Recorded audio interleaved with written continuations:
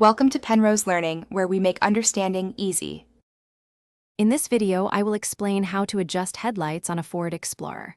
First, find a flat, level surface and park your vehicle about 25 feet from a wall or garage door. This distance is crucial for accurate aiming. Next, check that your tires are properly inflated and your fuel tank is at least half full.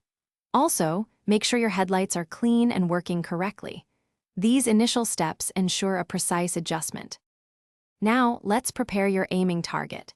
Measure the distance from the ground to the small circle or center mark on your headlight lens. This measurement is typically in inches or centimeters.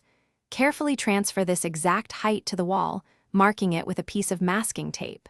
This horizontal line will be your crucial reference point for adjusting the vertical aim of your headlight beams. With your aiming point marked, open your vehicle's hood to find the headlight adjustment screws. For most Ford Explorer models, you'll need a Phillips head screwdriver to turn the vertical adjuster.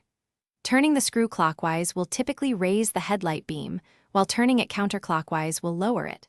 Make small, gradual adjustments, observing the beam pattern on the wall as you go. Finally, fine-tune your headlight aim. If you have halogen lamps, the top edge of the most intense part of the beam should align directly with your tape line. For HID lamps, aim the beam 2 inches below the tape line. Horizontal adjustment is often not needed or easily accessible.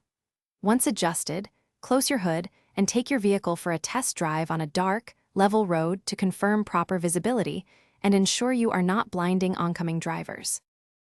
Thanks for watching. If this was helpful, leave a like and consider subscribing. See you next time.